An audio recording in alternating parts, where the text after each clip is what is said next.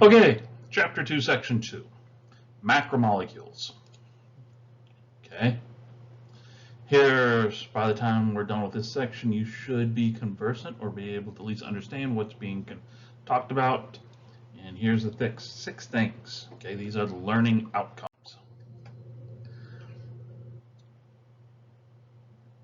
There are 4 main families of what they call biochemicals. Bio means life.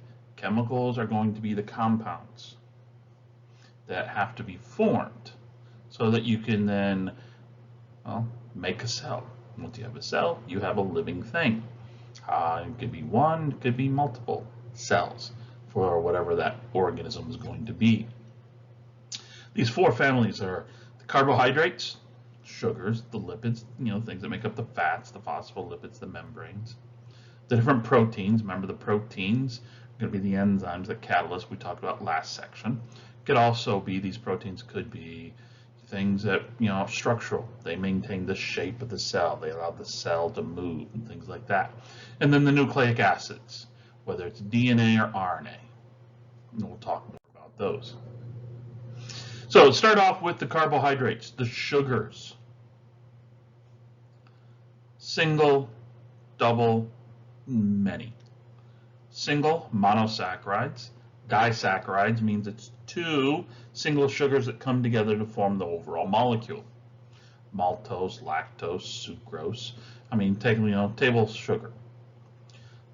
It's called sucrose. Sucrose is 1 glucose and 1 fructose, 2 monosaccharides that have been joined together. That's all. There's no multiple glucoses to 1 fructose or any of that, no. 1, come together to form the disaccharide. Milk sugar, the milk sugar you get in mammalian milk, human, cow, goat, whatever. Lactose, glucose, and galactose. Galactose is a variant of glucose. Turns out, the hydrogens and hydroxyls, depending on how they're pointing up, down, and things like that, is the difference between glucose and galactose. And then you get the polysaccharides, long chains of glucoses. Straight chains, branch chains, what do they have attached to them? And that's where you get the starches, the cellulose, the glycogen. Lipids, well, you've heard these in different forms in other classes and different places you've read, movies, advertisements. Triglycerides. The triglycerides are going to be 3 fatty acids, fatty acid being a long chain of carbons, going to have hydrogens on them, and that's it. They're going to be attached to glycerol. How many chains? 2 diglyceride, 3 chains, because glycerol is 3 carbons, so if each carbon on glycerol has a fatty acid attached to it, it's triglyceride. Phospholipids are going to be those diglycerides, but have a phosphate group attached to them, hence phospho. The different waxes you'll see in biological organisms that make are actually going to be composed of lipids of some form. And also, it turns out, the hormones in your body, testosterone, the estrogen, the steroids, the cholesterols, are all based on lipids, long chains of carbons with mostly hydrogens attached to them. What do all these have in common? They're all hydrophobic. They hate water. And then the proteins. Take a bunch of amino acids, put them together in specific order, and the proteins take on shape. Shape dictates function. The shape of the protein means it's going to have a specific function. And then our friends DNA and RNA. We always want to sit there and say all chromosomes are DNA and blah, blah, blah. No, as we're going to talk about later in the chapter of viruses. Some of those are going to have DNA, other types of viruses are going to have RNA. Deoxyribonucleic acid, ribonucleic acid has the oxy, the hydroxyl that DNA has lost is still there in RNA. They have different shapes, they have different functions within the cells. All of that is based on a couple of things. Macromolecules. Macro means big, lots of. You take some smaller molecules and you start linking them together. You get what is referred to as a macromolecule. In my other courses, my other biology courses, when I'm talking about this stuff, I will use the example of Legos. Okay? Everybody knows Legos. Everybody knows those building blocks. Excuse me. Individual. Lego. That's our subunit. That one subunit doesn't do much, but if you take a bunch of those subunits, start linking them together, you build a house, you build an airplane, you build a spaceship, whatever. You've now built a macromolecule. Ta-da! Linking them together, the different subunits, this is what polymerization means. Polymer is linking together of many, many things. So polymerization is linking together all of those subunits, all of those Lego bricks together. Boom, boom, boom. You're polymerizing them to make a specific shape. Here in biology world, that polymerization of monomers is to link them together to make a starch. You know, the amino acids linking them together to make a protein, things like that. The different molecules have different roles. I've already said it multiple times in this lecture already. Shape dictates function. So how you link together, you polymerize all those subunits, how you link them together is going to give a specific shape. That specific shape will then dictate which function that new macromolecule has. So let's start with carbohydrates. Okay, saccharide, you hear that. Anytime you hear saccharide, monosaccharide, disaccharide, polysaccharide, saccharide means sugar. Mono, di, poly, mono 1, di 2, poly 3 or more. How many is more? I don't know, millions and billions, depending upon what the macromolecule is. You'll see a lot of times the monosaccharides, disaccharides, you'll have hexose, pentose, things like that, treose. Tree, hex, pent, tree, 3, pent, 5, hex, 6.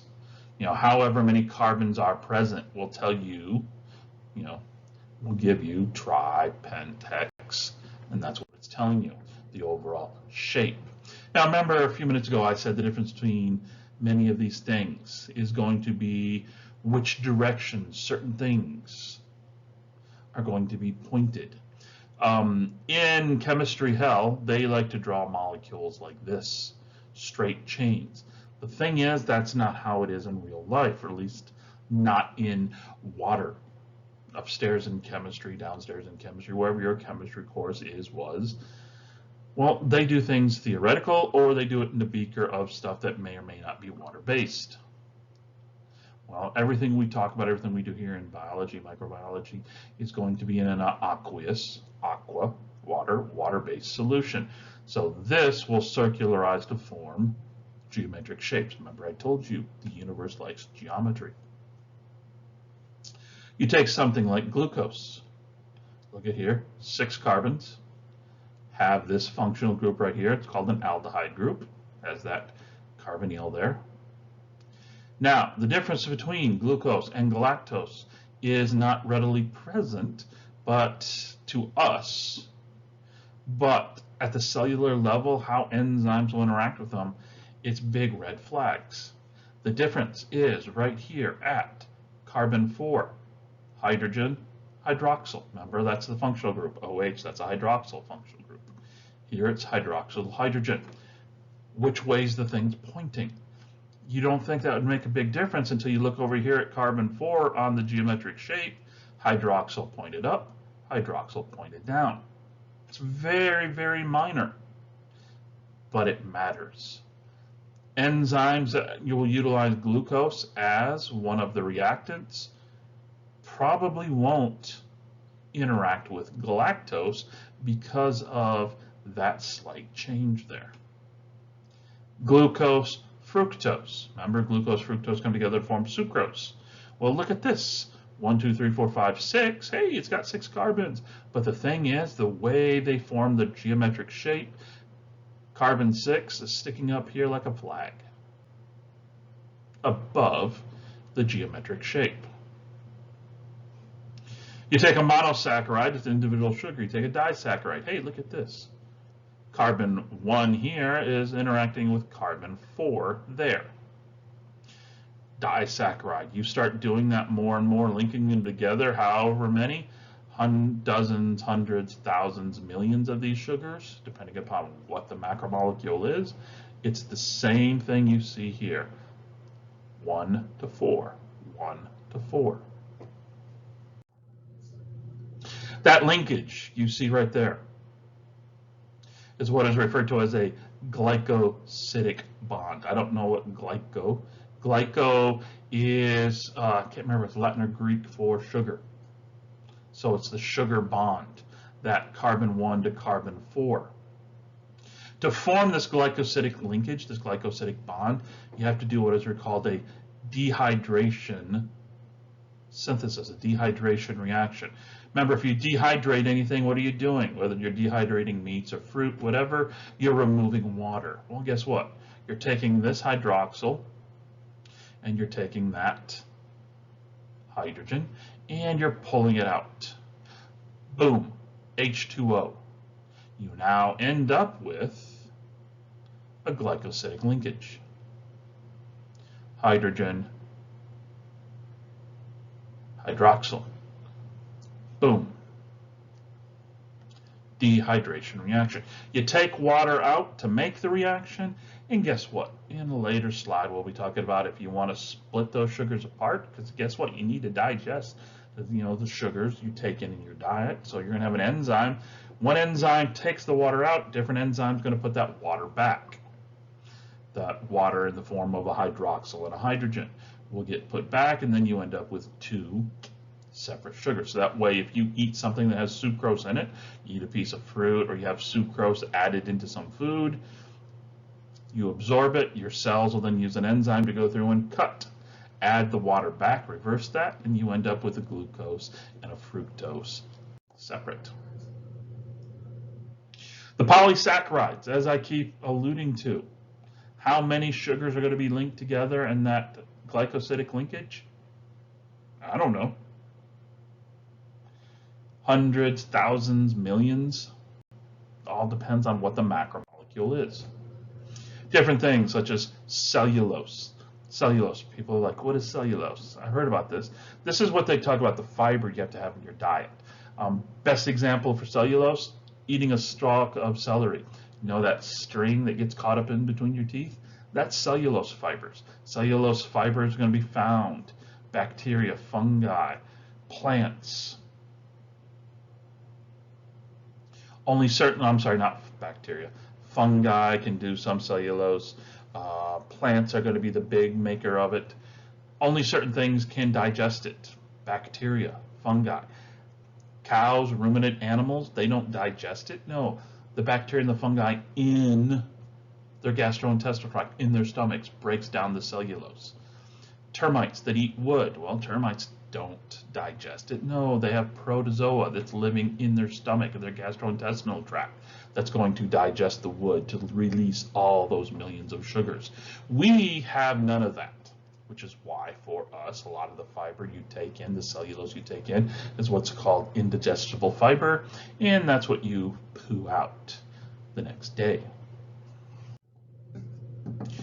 Other forms of polysaccharides that are very, very important to us, especially here in microbiology, peptidoglycan. Peptidoglycan, as we're going to see in a later chapter, this is what bacteria use to make their cell wall.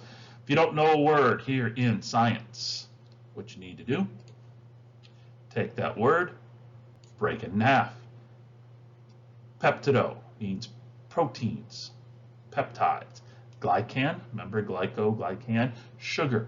So these are going to be sugars that have amino acids attached to them. Long chains of sugars that have little amino acids, a couple amino acids stuck here and there. Lipopolysaccharides are also going to come into play here. Saccharides, remember, sugar. Polysaccharides means many, many sugars. and lipo means lipids. So these are going to be many sugar chains of sugars that are going to be attached to a lipid. Oh, this is going to be cool. Other types of polysaccharides are going to be what is referred to as a glycocalyx. Glyco, sugar, calyx means covering. Turns out some bacteria that we're going to be talking about in later chapters are going to make a sugar coating. Not a sugar coating, don't think M&Ms, well, kind of, sort of, not really, but these sugars are going to be long chains of sugars. They're going to be very hydroscopic. They're going to hold to water. It's going to make them have a slime coat. Protects them. Now, let's look at another group of these macromolecules. These are the lipids. Lipids is a catch-all term. Lipids are anything that are not soluble in water. So these are going to be very non-polar. Okay? Long chains of carbons, mostly hydrogens, may have something else attached to them, but not often. The triglycerides I mentioned earlier, you take a 3-carbon glycerol, and then you attach long chains of carbons. These are what the fatty acids are. However many fatty acids you attach, remember, like I said a few minutes ago, that tells you which type of glyceride you're talking about. Monoglyceride, diglyceride, triglyceride, single, double, triple. Glycerol, 1, 2, 3 carbons. These long chains of carbons you see here, they can be relatively straight, or sometimes you'll have a double bond in them. And if you look at the figure in the textbook, you can't see it here behind my big head, these double bonds will cause a kink, a bend. If it's no double bonds, all single bonds, it's straight.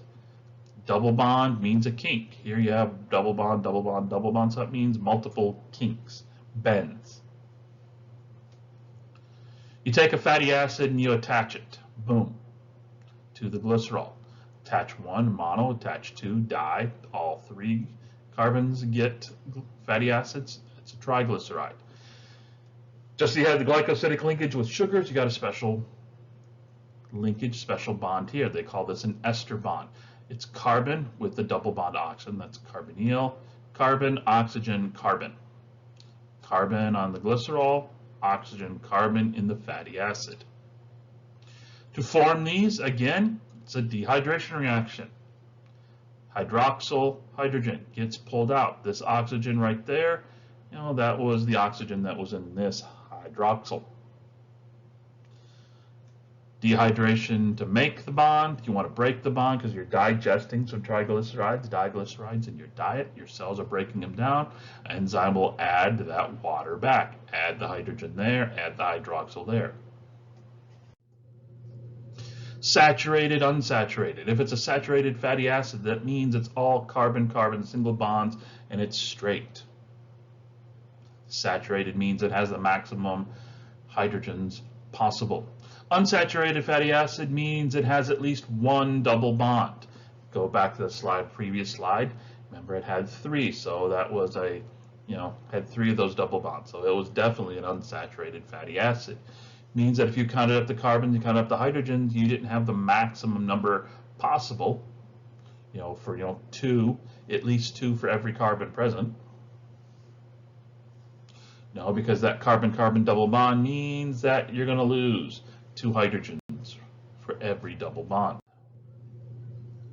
Well, hey, guess what? You take a diglyceride, 2 fatty acids attached to the 3 carbons of the glycerol. If you were to take that and that 3rd open carbon of the glycerol, you were to dump on a phosphate group. Oh, remember, that's one of those functional groups. This long tail here is extremely hydrophobic, means it absolutely hates water. But this phosphate group, that phosphate surrounded by oxygens, remember, oxygen can take on a negative-ish charge depending upon how equal the sharing of the electrons are in these covalent bonds. Well, look right there. O negative means it has a charge. Means It is polar. This loves water. This hates water. Hydrophilic, hydrophobic. Think back to earlier lecture. We were talking hydrophilic, hydrophobic, and amphipathic.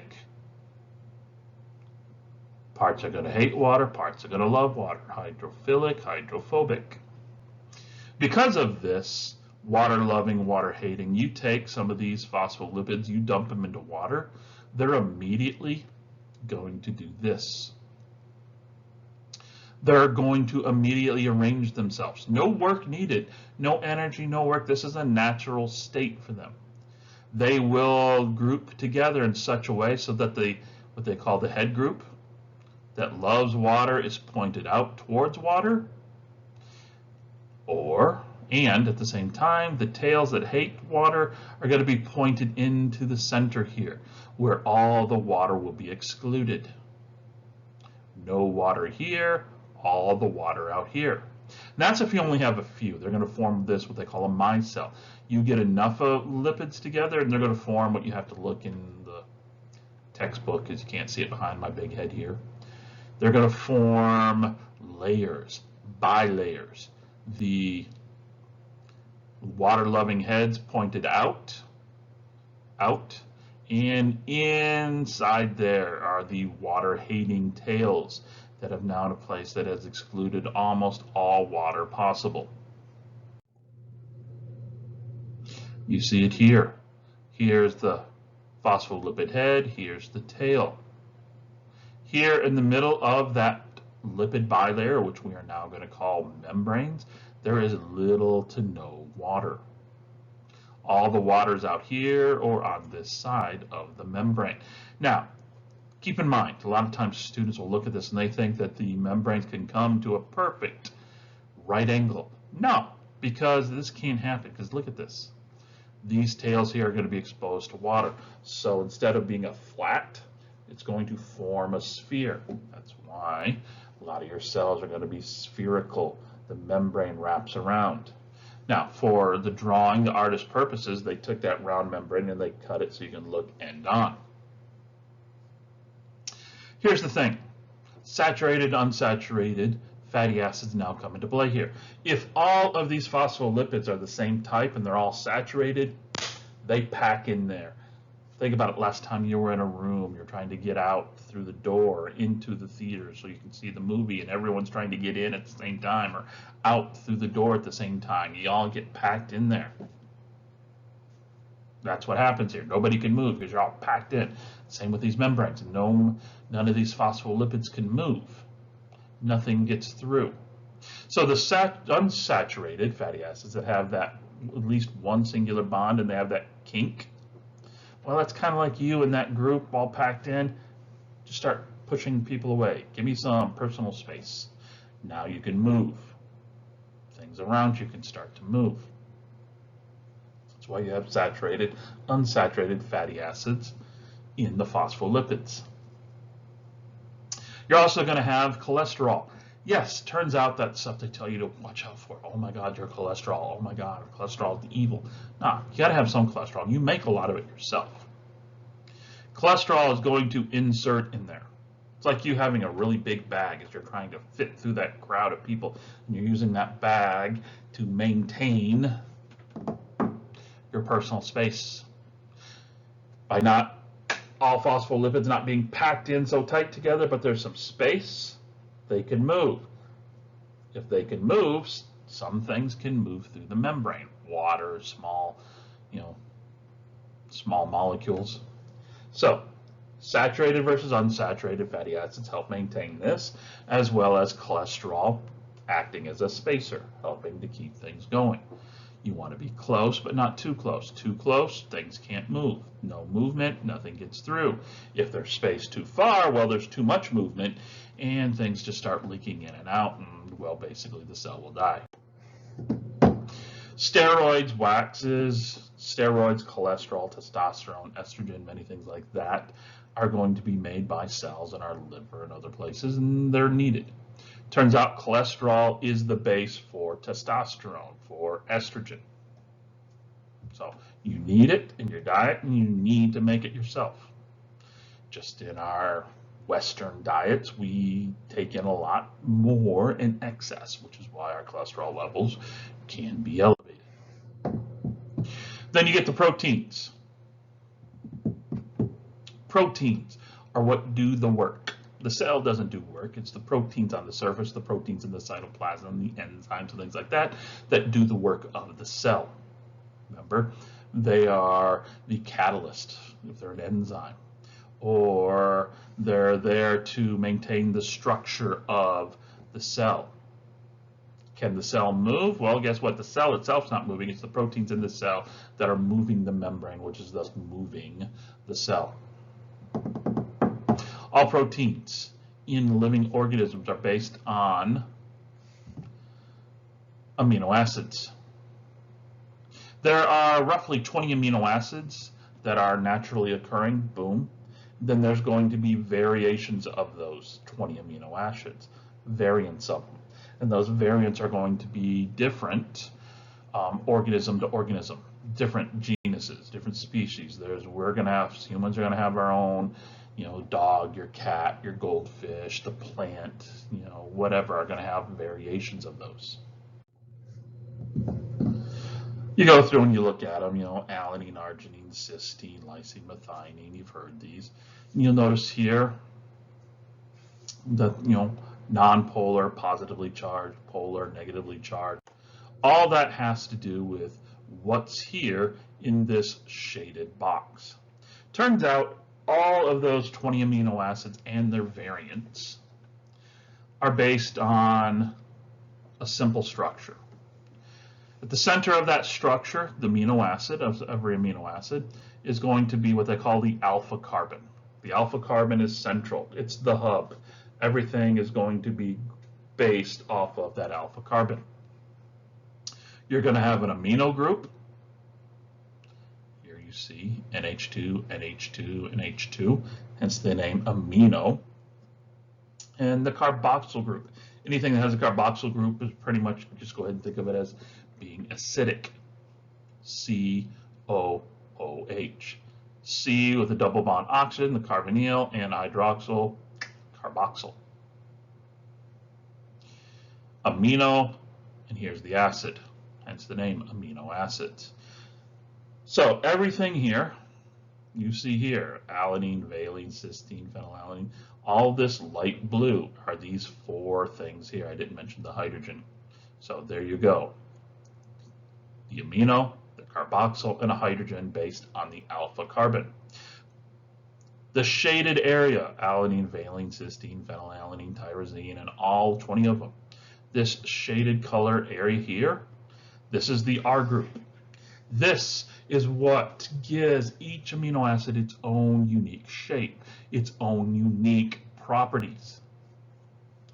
Different ones are going to have different capabilities, different interactions with other amino acids, either in the same peptide or in different peptides. Now, that idea, what I just said, proteins, peptides. Peptides is a chain of amino acids, okay?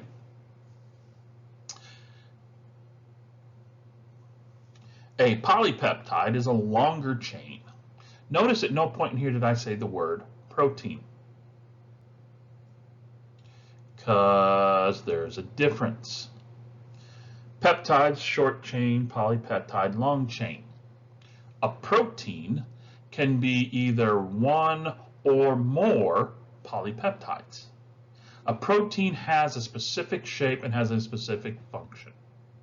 Now that shape may be due to one or multiple polypeptides that have come together. Keep saying shape, shape, function, shape, function. Shape dictates function. This is so important to us that when it comes to proteins, we have broken the levels of shape down into 4 levels so that we could discuss things. You have the primary structure, primary, secondary, tertiary, quaternary. First, second, third, fourth. Primary, first. This is the string of amino acids in that polypeptide. Notice here I didn't say protein, I said polypeptide. That string of amino acids is in a specific sequence. Valine, valine, isoleucine, leucine, leucine, blah, blah, blah, blah, blah. The sequence, the specific sequence is dictated by your genes. The genes in your chromosomes are nothing more than a blueprint on what is the sequence of amino acids. Boom. That sequence of amino acids that make up the primary structure, they're going to push and pull against each other and their neighboring amino acids, and they're going to start to curl around on each other. They're going to curl around and they're going to start to form a helix, corkscrew. Or they're going to push and pull against each other and they're going to form these sheets. Think of, remember maps? I used to have to fold maps. Well, if you took that out, spread it out, and went up and down this undulating, well, that's a beta sheet. Tertiary is, well, what's the sequence? The entire polypeptide is not going to be one beta sheet. The entire polypeptide is not going to be one continuous helix, or it's not going to be just some random coiling.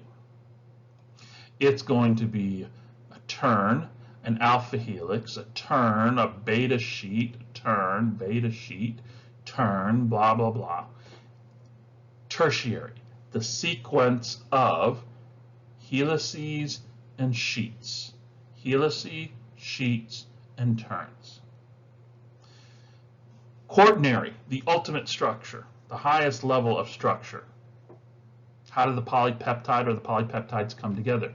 Here, you look here, they're showing, here's an example of a protein that needs at least 3 polypeptides. Another great example would be hemoglobin in your red blood cells. Hemoglobin has 4 polypeptides, 2 alpha polypeptides, 2 beta polypeptides. Individual alphas, individual betas don't do a damn thing. 2 of one, 1 of the other, doesn't do anything. You have to have 2 and 2 come together the correct way, so you have the correct structure of 2 alphas, 2 betas, and so that you now have hemoglobin that can hold the ions in the center, and you now have something that can pick up molecular oxygen and deliver it throughout your body. So you get a protein that's correctly folded, has the correct quaternary structure, has the correct shape, now has a function. Many of those are going to be enzymes. Remember, this is the catalyst I talked about that I've mentioned. It's going to take a reaction that could happen on its own. It's just going to make it happen faster. It's going to make it happen with less waste, more efficient. You're also going to have enzymes that are proteins that are very important to us here in this course. When we're talking infections and diseases, things called antibodies. These are special proteins that are made by multicellular organisms that flow around in our blood that will bind to anything not you. Anything not you, such as bacteria, viruses, parasites, binds to them and aids in their removal. If the protein has the correct shape so that it has a function, it is said to be in its native state. Any shape that is not correct, thus the protein does not have a function, we refer to this as denatured. It's a disrupted shape. A lot of times this disruption can occur due to heat. You cook an egg, remember, you plop the egg into the skillet, it goes from a clear to white. Well, those are the albumin proteins that are going from their native state to a denatured state, and they're entangling with each other now. So the heat is causing that native state albumin to break down, and instead of being a clump, now to relax and tie up with each other and tangle and trap oxygen and other gases. Acid, alcohol thing, and some disinfectants will denature surface proteins on cells. Inside of our cells, in the mitochondria, inside the ER, the Golgi, there will be regions that are slightly acidic. They'll take native state of proteins and denature them, break them down. And finally, the last group is with the nucleic acids. DNA, RNA. You know DNA, you've heard it since you were a little kid, the double helix. Anti-parallel double helix. Think of it, the shape of this is if you were to take a ladder. Think of this as the two uprights, and then here are the rungs. Boom, boom, boom. Here's the nucleotide pair, adenine, thymine, guanosine, cytosine. If you were to take this ladder and not twist it, but wrap it around the pole, there you go. You now have the double helix. But notice, every one of these A's, G's, C's, T's, whether it's the DNA or RNA, has a shape that is very reminiscent of the others. You have a nitrogenous base, that's the A, the T, the G, the C, or the U here over in RNA. You have the 5-sided sugar, boom, boom, boom, boom. Deoxyribose sugar, ribose sugar. And then you have a phosphate here with the P, P, P, P. Doesn't matter if it's DNA or RNA, you have this same general shape. Now, those nitrogenous bases come in different forms. Hence, I keep saying the A's, the G's, the C's, the T's, the U's. Turns out those nitrogenous ring bases are rings. Wherever you don't see something here at this vertice, that one, just assume it's a carbon. Anytime it's not a carbon, they put the letter in. So this is a nitrogen, nitrogen, nitrogen, nitrogen. So it's carbon, nitrogen, carbon, nitrogen, carbon, nitrogen, boom, boom, boom. Adenine, guanine, notice they have roughly the same shape. The difference is this amino group. Here, for guanine, it's off to the side. For adenine, it's coming out the top. Same down here for the pyrimidines. They all have this 6-sided ring. But it's, what's at the different carbons? Methyl groups, carbonyl groups, nitrogen amino groups. Am I going to make you memorize these, draw these? Oh, hell no. This is stuff you look up. That's why God created textbooks. So the DNA, deoxyribonucleic acid, A, G, C's, and T's. That's it. It's how our cells, all living cells, can differentiate between DNA and RNA. Every cell has both DNA and RNA there. All living things, except viruses on this planet, use DNA as the chromosome. This is where the information is stored. RNA, well, RNA is there for making copies of DNA. Quick analogy. Information you need is in a 10,000 page book over in the library, in the LARC. You can check out that 10,000 page tome and try to haul it back to the dorm, or you can go find the nearest Xerox machine and make a Xerox copy of that singular page of information you need. Leave the book, take the single page. DNA is the 10,000, and it's 10,000 genes, 10,000 page book. RNA is the copy of the single page of information you need, the single page of information on how to make the primary structure of a protein, or the polypeptide, I should say. RNA also comes in multiple forms. Not only is it the copy of the gene, that's the mRNA, but there's other forms, tRNA, rRNA, sRNAs, and nRNAs, and all sorts of different things that we're not going to worry about. Each of these different forms of RNA has their own job, their own specific role in the metabolism of the cell. And then there's going to be different nucleotides that have completely different roles independent of ATP or of DNA, RNA. Great example of this is ATP, adenosine triphosphate. Why is it called triphosphate? Because look, here's the sugar, here's the nitrogenous ring, and notice the sugar is ribose. Here's the singular phosphate. So this is the adenosine RNA nucleotide that we have seen before. You add a third phosphate to it, ADP, all three, ATP. Turns out adding this second phosphate to the first one takes a bit of energy. Takes a bit of energy to make that bond, so when you break the bond, you get a bit of energy back. Adding this third to the second, which was already hard enough to add to the first, well, it takes a whole lot more energy. So when you break this bond, use that, hydrolysis, add the water back, remember? Means you're going to get a lot of energy back.